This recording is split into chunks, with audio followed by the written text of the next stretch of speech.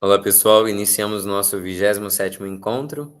Invoquemos as luzes do Espírito para que possamos concluir com fruto essa segunda parte do Catecismo, na qual os sacramentos foram estudados. Em nome do Pai, do Filho e do Espírito Santo. Amém. Vinde, Espírito Criador, a nossa alma visitai, e enchei os corações com os vossos dons celestiais. Vós sois chamado intercessor de Deus, excelso dom sem par, a fonte viva, o fogo, o amor, a unção divina e salutar. Sois doador dos 7 dons, sois poder na mão do Pai. Por ele, prometido a nós, por nós, seus feitos proclamai. A nossa mente iluminai, os corações enchei de amor. Nossa fraqueza encorajai, qual força eterna e protetor. Nosso inimigo repeli e concedei-nos vossa paz. Se pela graça nos guiais, o mal deixamos para trás. Ao Pai e ao Filho Salvador, por vós possamos conhecer, que procedeis do seu amor, fazei-nos sempre firmes crer. Amém. Pois bem, nós iremos concluir então o estudo dessa segunda parte do Catecismo, a partir do parágrafo 1667, onde nós estudamos, né, outras celebrações litúrgicas.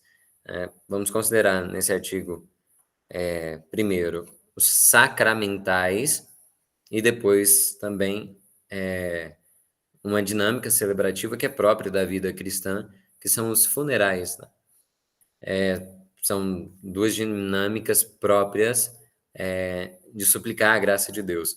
Quando nós falamos nos sacramentais é porque, em alguma medida, eles são sinais visíveis que produzem um efeito espiritual.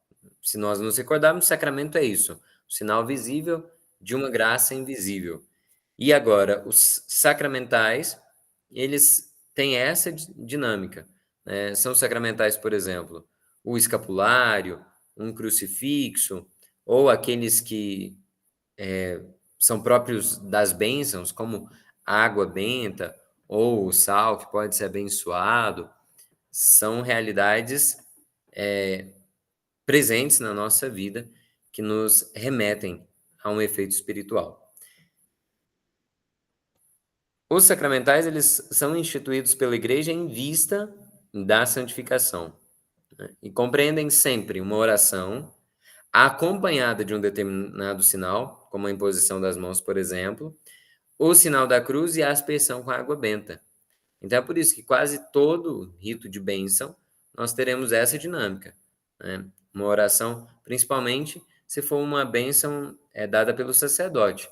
Nós temos oração, um determinado sinal, e a imposição das mãos é a que marca principalmente o caráter da invocação do Espírito Santo, o sinal da cruz e a aspersão com a água benta que nos recorda o nosso batismo. O parágrafo 1669 recorda a natureza do nosso batismo, né? Todos nós que fomos batizados temos o convite de Deus para sermos sinal de bênção. Então, é por isso que nós, como leigos, já podemos presidir certas bênçãos. É claro que quanto mais uma bênção ela se diga respeito à vida eclesial e sacramental, mais a presidência vai ser reservada para os ministros ordenados, né? Então, é claro que a gente tende a considerar que a maioria dos atos litúrgicos, celebrativos, bênçãos, práticas rituais, são presididas por bispos, padres, diáconos. No entanto, sim, existem bênçãos que os leigos podem realizar, porque é um pedido a Deus para conceder a sua graça, ok? Nesse sentido das bênçãos, nós temos então que um dos elementos marcantes dentre os sacramentais, né, que figura em primeiro lugar, são as próprias bênçãos, né? Bênção dos idosos, bênção de um local de trabalho, bênção para uma viagem, enfim, uma diversidade de bênçãos, né? Inclusive existe o ritual próprio para elas, apontam exatamente para esse esse efeito que a graça de Deus pode produzir na vida de todos nós que fomos batizados. Os sacramentais, eles não produzem o mesmo efeito que um sacramento, mas pela oração da igreja eles preparam, né, os fiéis para receber a graça, e cooperar, né, uma disposição de cooperação com a graça de Deus. É por isso que quase todas as realidades humanas, elas podem ser orientadas para Deus, né? O parágrafo 1670 termina dizendo que quase não há uso honesto de coisas materiais que não possa ser dirigido à finalidade de santificar o homem e louvar a Deus. Então, tudo aquilo que são realidades próprias dos nossos ambientes de trabalho, dos nossos ambientes familiares, todas essas realidades podem ser dignificadas pela bênção de Deus. Inclusive, nos interessa perceber que depois que Jesus Cristo, Deus feito homem, caminhou nessa terra, né, tocou com as mãos aquelas, né, lavouras de trigo, né, viu as andorinhas, por exemplo, se preocupou com os afazeres familiares, né, atividades domésticas, lá na casa em Nazaré, com Maria e São José, na carpintaria. Jesus dignificou todas essas realidades humanas. Então, nem mesmo um copo d'água nós poderíamos tomar sem nos recordarmos que um dia o próprio Deus se dignou realizar tal feito, né? Então, tudo isso pode ser ordenado para Deus. E os sacramentais, portanto, têm um protagonismo aí das bênçãos, mas essas bênçãos, elas podem se referir à consagração de pessoas, de objetos e de lugares, né? Geralmente, então, são bênçãos presididas, né, por ministros ordenados, sobretudo as bênçãos sobre pessoas, né? Ou para instituir para um ministério, por exemplo. No entanto, existem possibilidades para que leigos possam suplicar a graça de Deus para abençoar lugares, enfim. Existe também a consideração de que suplicar a bênção de Deus se inicia principalmente por livrar aquela realidade de qualquer influência do maligno, né? Então, é por isso que aqui, junto dessa realidade das bênçãos, o catecismo ele vai nos recordar sobre os exorcismos, né? O exorcismo, inclusive, é um elemento que aparece no rito batismal, a princípio, né? Então, quando um fiel vai ser acolhido na igreja, ele já passa por um rito de exorcismo. Isso porque a gente entende as consequências do pecado original, ok? Agora, aquele exorcismo solene, né, chamado grande exorcismo, que é o que geralmente cria mais curiosidade, chama mais atenção, aparece em filmes, por exemplo, ele só pode ser realizado por um sacerdote ou por um bispo. E se praticado por um sacerdote que tenha tido a delegação para isso, né? E, claro, a realidade de um exorcismo, por exemplo, né, dentro desse parênteses aqui, ela é uma realidade muito excepcional, né? É um acontecimento, assim, que escapa completamente do ordinário, isso não é comum. É por isso que, geralmente, nós não vemos padres exorcistas por aí, e também exige uma prudência muito grande e uma competência suficiente para que o sacerdote distingua, né, até que ponto se trata de um problema verdadeiramente espiritual e até que ponto poderia ser um problema de ordem física, psíquica, né? Essa prudência, esse discernimento exige competência, maturidade e experiência. O catecismo ainda nos recorda sobre a religiosidade popular, a piedade dos fiéis, né, essas realidades tradicionais do povo cristão, né, desse senso religioso, né, das práticas devocionais, como a veneração às relíquias, visitas a santuários, romarias, né, procissões, vias sacras, costumes como do Congado em Moçambique, né? Folia de Reis, são elementos que podem sim compor a vida cristã e que, claro, exigem também uma certa atenção por parte dos seus líderes, né?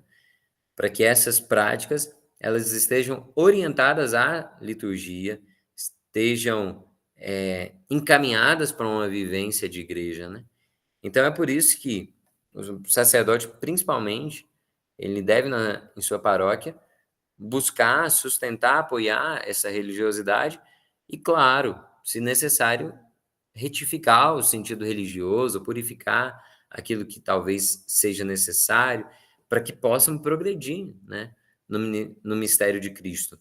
E é interessante porque essa dinâmica de uma religiosidade popular, ela alimentou a fé, sobretudo do povo brasileiro, por muitas décadas. Sobretudo enquanto o Brasil era majoritariamente agrário, né?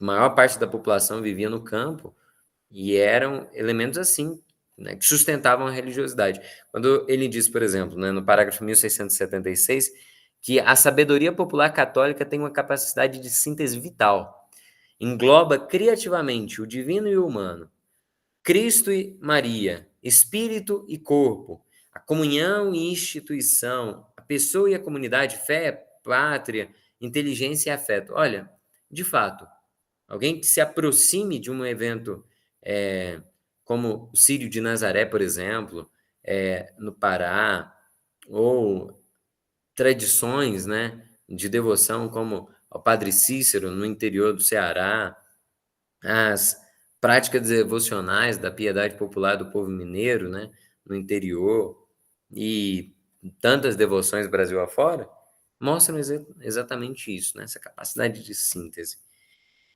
E é por isso que daí nasce também uma compreensão muito interessante de que Deus ele se manifesta no cotidiano, né, nas realidades mais elementares da vida humana.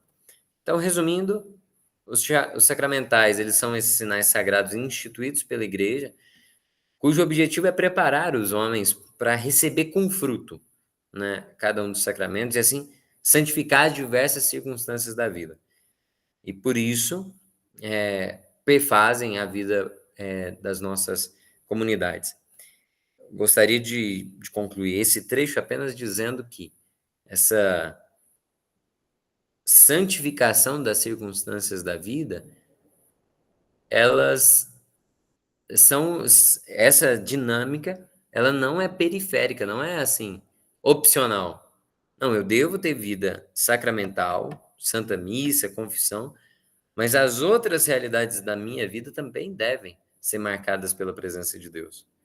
Por isso, elementos visíveis que nos remetem a Deus, né? Alguém que para fazer uma oração antes de uma refeição, alguém que para fazer uma oração antes de uma viagem, vive essa consciência do poder da bênção divina. Agora, esse segundo artigo fala dos funerais cristãos, né? Já que todos os sacramentos têm por finalidade prepararem a alma do fiel para aquela Páscoa definitiva, para a entrada no reino, é claro que nós deveríamos tratar com o máximo de dignidade e atenção uma ocasião de despedida, como ai, são os velórios, as celebrações de exéquias, né? As missas de corpo presente, enfim. Porque o sentido da morte cristã, né, o sentido cristão da morte, no caso, é revelado por meio do ministério pascal de Jesus Cristo, da paixão, morte e ressurreição. Ou seja, todo batizado crê que morreu em Cristo e que por meio do batismo já recebeu uma vida nova. Que quando nós experimentarmos a morte, nós estaremos experimentando a realidade dos novíssimos, né? Morte, juízo particular, céu e inferno. E é claro que assim como no batismo nós recebemos essa imagem de Cristo, nós esperamos em Cristo sermos restaurados, né, para uma vida nova, uma vida eterna. E a igreja, ela, como mãe, né, trouxe sacramentalmente no seu seio o cristão ao longo de toda a vida terrena. Por isso que teve os sacramentos de iniciação, né, reconciliação ao longo da vida, a Eucaristia, a unção dos enfermos, porque a igreja vai conduzir o fiel até entregá-lo nas mãos do Pai. E os funerais, né, propriamente dito, são a celebração litúrgica da igreja, né? Principalmente na celebração das exéquias, que é quando um ministro, um padre ou um ministro delegado para isso, vai conduzir ali junto da família as orações para que aquele fiel defunto seja acolhido na vida eterna e possa adentrar no descanso eterno, né? Descansar em paz. É claro, em uma celebração de exéquias, né, em um funeral cristão, nós pretendemos consolar a família, suplicar pela alma do falecido, né, para que Deus tenha misericórdia, né, e conduza aquele fiel a um bom lugar. E terceiro, além de consolar a família e suplicar por essa alma, nós também devemos, em cada funeral, nos recordar da nossa morte, né? Lembra-te, homem, que és pó, do pó vieste, ao pó has de voltar, né? Memento mori é isso, é uma constante na vida cristã, né? Porque Tomás de Kempis, na Imitação de Cristo, ele diz: se não estás preparado para viver a morte hoje, quando estarás, né? Quem garante que o dia que ela te visitar, por isso que a gente tem que meditar nela com frequência. É tradição também cristã a celebração, né, na intenção de alguém que faleceu, no sétimo dia e no 30º dia. São dois momentos de completude de um ciclo, né? Os sete, os 7 dias, né, o sétimo dia, para nós é muito claro.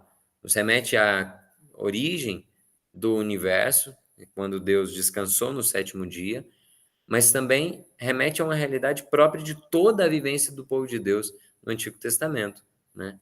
A experiência de 7 momentos ao longo dessa semana, até um Shabat, até um sábado, até o descanso, mostra claramente o sentido que a gente compreende para rezar uma missa de sétimo dia, por exemplo, né? Então, dentro de uma celebração de exéquias, né, uma missa de corpo presente também, nós temos a liturgia da palavra e, durante a homilia, o ministro ele é convidado a iluminar aquela situação, aquela circunstância dolorosa, muitas vezes, diante da nossa fé cristã, da nossa esperança. E claro, a Eucaristia, ela figura como elemento central na vida do cristão, porque a cada comunhão nós nos preparamos para um encontro definitivo com o Pai, né?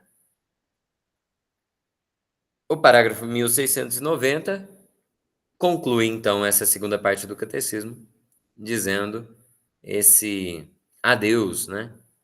Essa despedida definitiva daquele falecido, na firme confiança de que ele está diante de Deus. Pelo menos a nossa esperança é na misericórdia infinita do Senhor. Isso não significa que todos que morrem são santos e estão salvos. É claro que a salvação depende da abertura do nosso coração para a graça de Deus e da correspondência. Aquele que ama o Senhor guarda os seus mandamentos.